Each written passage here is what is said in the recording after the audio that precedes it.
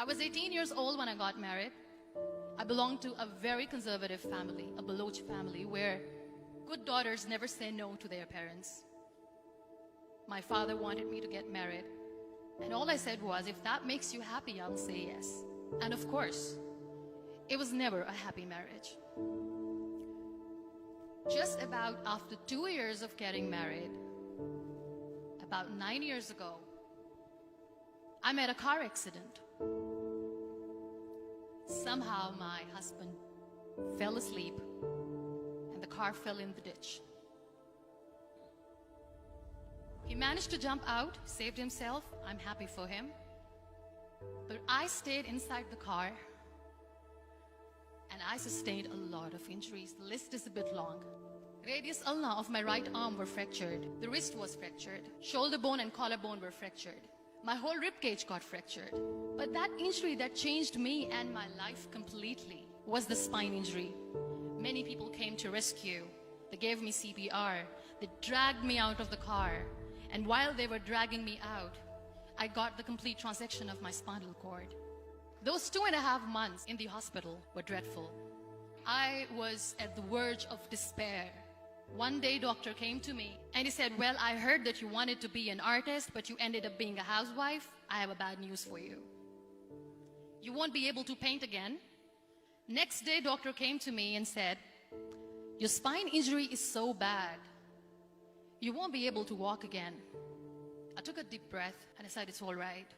Next day, doctor came to me and said, because of your spine injury and the fixation that you have in your back, you won't be able to give birth to a child again. That day, I was devastated. I started to question my existence. Why am I even alive?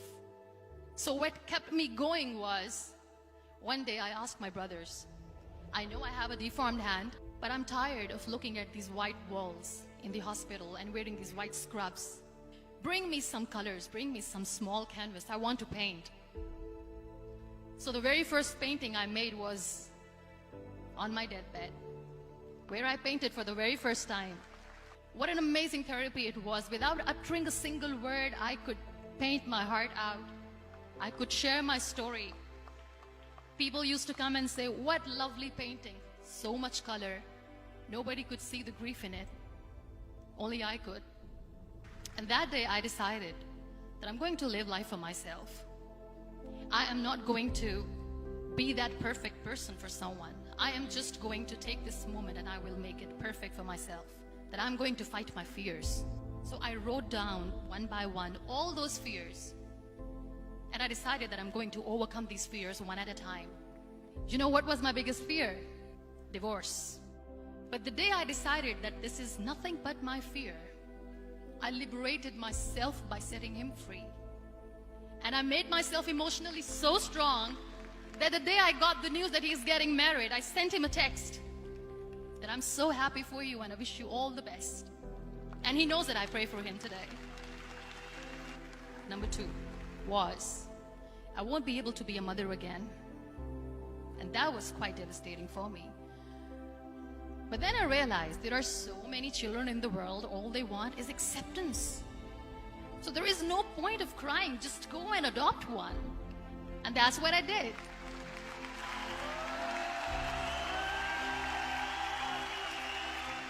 I gave my name in different organizations, different orphanages, and I waited patiently. 2 years later, I got this call from a very small city in Pakistan. I got a call and they said, are you Muniba Mazari? There is a baby boy and would you like to adopt? I could literally feel the labor pain. I said, yes, yes, I am going to adopt him. I am coming to take him home.